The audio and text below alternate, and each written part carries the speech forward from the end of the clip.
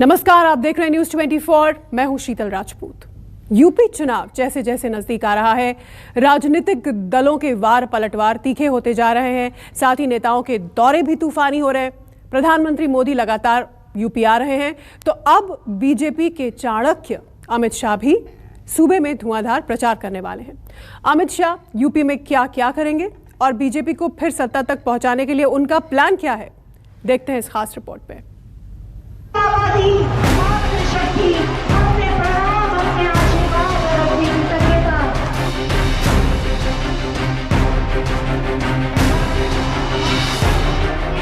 माताओं बहनों का आशीर्वाद है।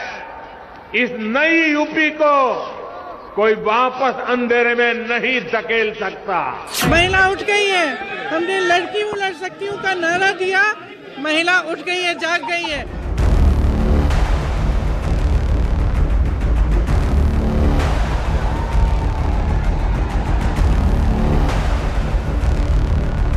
पिछली सरकार गरीबों का अन्न हड़पती थी और वर्तमान की सरकार हर महीने 2-2 बार हर गरीब को अन्न योजना के साथ जोड़ने का कार्य कर रही है।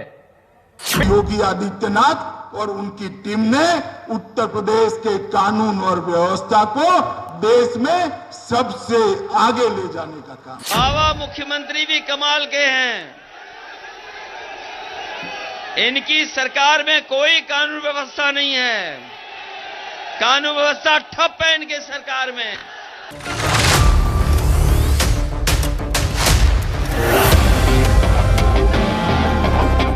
यूपी में विधानसभा चुनाव का बिगुल बजने में अभी कुछ दिनों का वक्त है, लेकिन नेताओं का वार पलटवार तेजी से आगे बढ़ रहा है।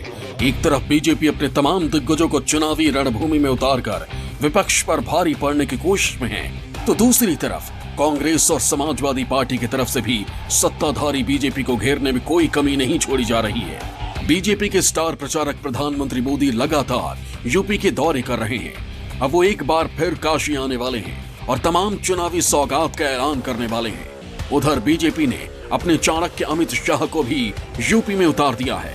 वो अगले 10 दिनों में 7 दौरे करने वाले हैं। इस दौरान वो तमाम तरह के जीत का समीकरण साधने की कोशिश करेंगे। यूपी विधानसभा चुनाव को साल 2024 के चुनाव का सेमीफाइनल माना जा रहा है और बीजेपी इस सेमीफाइनल को अच्छे आंकड़ों के साथ जीतना चाहती है। शायद यही वजह है कि प्रधानमंत्री नरेंद्र मोदी से लेकर अमित शाह तक पार्टी के दिग्गज नेता धुआंधार प्रचार कर रहे हैं, विकास की योजनाओं की सौगात दे रहे हैं। ऐसे में देखना दिलचस्प होगा कि पार्टी की ये कोशिश कितनी कामयाब हो पाती है। प्रधानमंत्री मोदी 1 महीने में 9 बार यूपी के दौरे पर आ चुके हैं और अब एक बार फिर वो वाराणसी आ रहे हैं। पिछले 1.5 महीने में वो 7 बार पूर्वांचल में पार्टी का प्रचार कर चुके हैं। अब एक बार फिर काशी में प्रधानमंत्री 21 करोड़ रुपए की 22 परियोजनाओं की सौगात देंगे। साथ ही 5 परियोजना की आधारशिला भी रखेंगे। अमूल परियोजना का शिलान्यास भी करेंगे। शादी की उम्र को 21 साल करने का प्रयास किया जा रहा है।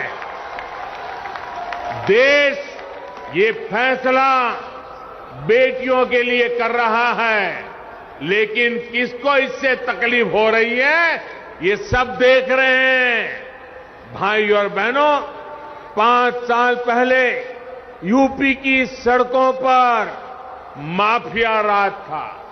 यूपी की सत्ता में गुंडों की हनक हुआ करती थी। इसका सबसे बड़ा भुक्तभोगी कौन था? मेरी यूपी की बहन बेटियां थी। उन्हें सड़क पर निकलना मुश्किल हुआ करता था, स्कूल कॉलेज जाना मुश्किल होता था।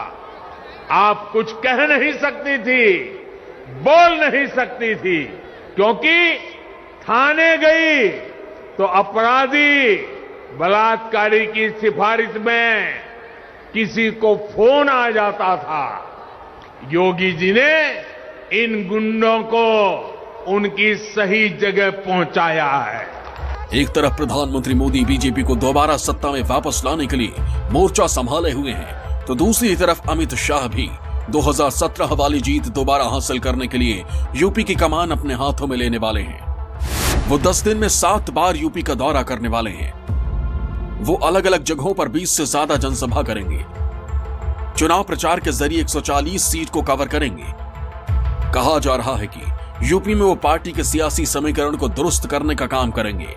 उनके दौरे को जातिगत समीकरणों के हिसाब से तैयार किया गया है, जिसमें ओबीसी बहुल सीटों को खास तवज्जो दी गई है। अमित शाह की एक जनसभा में 7 विधानसभा क्षेत्रों को शामिल किया जाएगा, जिसमें 3 ओबीसी, 2 शहरी, एक अनुसूचित जाति जनजाति विधानसभा क्षेत्र और एक मुस्लिम बहुल सीट शामिल होगी। साथ ही उनके तूफानी दौरे के दौरान आखिरी 3 दिनों में 3 रोड शो का भी प्लान है, जो अयोध्या, गोरखपुर और बरेली में होगा। उत्तर प्रदेश के अंदर कई साल तक ये सपा सपा का खेल चलता रहा और उसने उत्तर प्रदेश को बर्बाद करके रखा। उत्तर प्रदेश और की कानून और व्यवस्था की स्थिति कैसी थी, मेरा तो खून खौल जाता था। पश्चिमी उत्तर प्रदेश से कैराना से पलायन शुरू हुआ था। यहां लखनऊ के हुक्मरानों का नींद नहीं उड़ता था। आज मैं कहने आया हूं, उत्तर प्रदेश के अंदर किसी की हिम्मत नहीं है पलायन करने की। पलायन कराने वालों का पलायन हो चुका है। हर जिले में 2-3 बाहुबली थे। दूरबीन लेकर मैं ढूंढता हूं, कहीं पर बाहुबली दिखाई नहीं पड़ता है। भाई कहे पर बीजेपी को जीत आसान नहीं दिख रही है, क्योंकि पूर्वांचल से लेकर पश्चिमी यूपी और तराई के बेल्ट में बीजेपी के लिए तमाम सियासी चुनौतियां खड़ी हैं। पूर्वांचल में एसपी ने राजभर और संजय चौहान से गठबंधन किया है। पश्चिम में एसपी ने आरएलडी के साथ दोस्ती कर रखी है। माना जा रहा है कि एसपी ओबीसी वोट साधने की कोशिश में है, जिससे बीजेपी का समीकरण बिगड़ता दिखाई दे रहा है। क्योंकि 2017 के चुनाव में बीजेपी की जीत में गैर यादव ओबीसी वोटर काफी अहम साबित हुआ था। बीजेपी ने पूर्वांचल में कुर्मी, राजभर और नोनिया समाज के वोटों का समीकरण साधकर विपक्ष का सफाया कर दिया था। साथ ही पश्चिम में जाट वोट अपने साथ मिलाकर शानदार प्रदर्शन किया था। लेकिन इस बार ऐसा नहीं है। साथ ही अखिलेश यादव की जनसभाओं में बढ़ती भीड़ भी बीजेपी की पेशानी पर बल ला रही है। एक तरफ वह सरकार जो डबल इंजन की है, आपका इशारा समझते ही विकास की योजना को लेकर के आपके पास पहुंचती है, और दूसरी तरफ ये लोग भी थे। कोई नौकरी निकलती थी तो महाभारत के सारे रिश्ते वसूली में निकल पड़ते थे। कहां चाचा, कहीं भतीजा, कहीं और कोई नातेदारी, रिश्तेदारी, ये सभी निकल पड़ते थे वसूली पे। प्रदेश के युवा उससे वंचित रह जाता था। कहां वे लोग? पर्व और त्योहार आते ही दंगे प्रारंभ हो जाते थे और माफिया हावी हो जाते थे सभी संसाधनों पर। भाइयों बहनों, आज आपने देखा होगा दंगाई प्रदेश के अंदर आज के दिन पर कहीं सिर नहीं उठा सकता। लखीमपुर में बुलडोजर नहीं चला रही सरकार, और इसलिए नहीं चल रहा है क्योंकि आज उत्तर प्रदेश में सबसे ज्यादा माफिया, अपराधी अगर किसी के दल में है तो भारतीय जनता पार्टी के दल में है। अगर माफिया है किसी के दल में तो भारतीय जनता पार्टी के दल में है।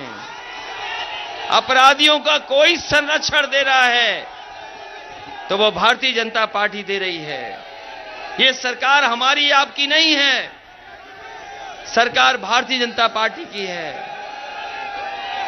और पहले मुख्यमंत्री हैं ये जिनके ऊपर खुद मुकदमे थे। बताओ कहीं कोई उत्तर प्रदेश का मुख्यमंत्री ऐसा बना होगा जिसपे इतने मुकदमे रहे होंगे? ये पहले मुख्यमंत्री हैं जिन पर इतने मुकदमे थे।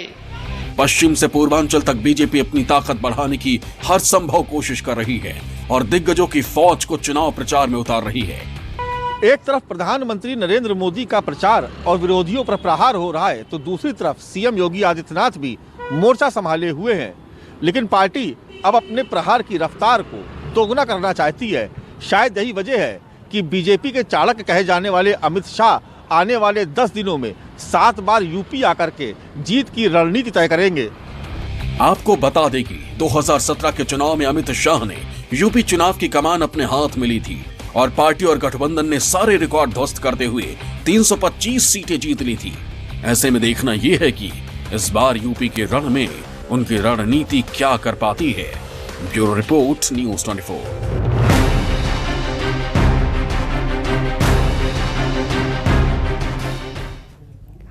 उधर बीएसपी ने भी यूपी चुनाव में तूफानी अंदाज में एंट्री का प्लान तैयार कर लिया है। लखनऊ में पार्टी सुप्रीमो मायावती की बड़ी बैठक है, जिसमें पार्टी की ताकत बढ़ाने की रणनीति तय होगी।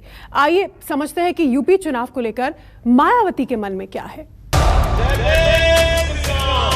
ये सपा बसपा सपा का खेल चलता रहा और उसने उत्तर प्रदेश को बर्बाद करके रखा। सच्चाई को छिपाने का काम भारतीय जनता पार्टी कर रही है। लोकतंत्र को कमजोर करने का काम भारतीय जनता पार्टी कर रही है। सन 2007 की तरह ही बीएसपी की पूर्ण बहुमत की सरकार बनाना है। यूपी विधानसभा चुनाव के प्रचार में सभी दल मैदान में आ चुके हैं। बीजेपी के दिग्गज प्रचार और वार दोनों कर रहे हैं, तो अखिलेश यादव सूबे में अपना विजय रथ लेकर निकले हैं। वहीं कांग्रेस आधी आबादी को साधने की कोशिश में है, लेकिन बीएसपी ने अब तक अपने पत्ते नहीं खोले हैं। न ही ये पता चल पाया है कि पार्टी अध्यक्ष मायावती के मन में क्या चल रहा है। लेकिन अब जो जानकारी सामने आ रही है उसके मुताबिक मायावती जल्द अपने पत्ते खोल सकती हैं। ये तस्वीरें 7 सितंबर की हैं, जब मायावती आखिरी बार लखनऊ में पार्टी की जनसभा में नजर आई थी। चुनाव के लिए चल रहा बीएसपी का प्रबुद्ध सम्मेलन लखनऊ में समाप्त हुआ था और उसी दौरान मायावती का भाषण हुआ था।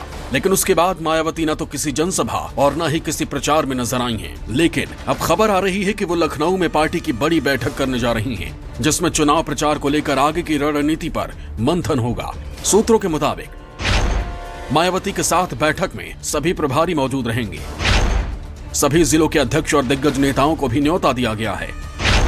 पार्टी आगे क्या करने वाली है, मायावती जानकारी देंगी। कहा तो ये भी जा रहा है कि आगे की रणनीति का ऐलान करने से पहले मायावती जमीनी स्तर पर पार्टी की हालत की पूरी पड़ताल कर लेना चाहती हैं, ताकि ये पता लग जाए कि जीत के लिए उन्हें कितनी मेहनत करनी है और किस तरह के रणनीतिक समीकरण बनाने की जरूरत है। निष्क्रिय व स्वार्थी किस्म के लोगों को शामिल करने से किसी भी पार्टी का जनाधार बढ़ने वाला नहीं है, बल्कि जनता ऐसे घोर स्वार्थी तत्वों को अधिकांश आयाराम व गयाराम ही कहती है। साथ ही उस पार्टी को भी अच्छी निगाह से नहीं देखती है।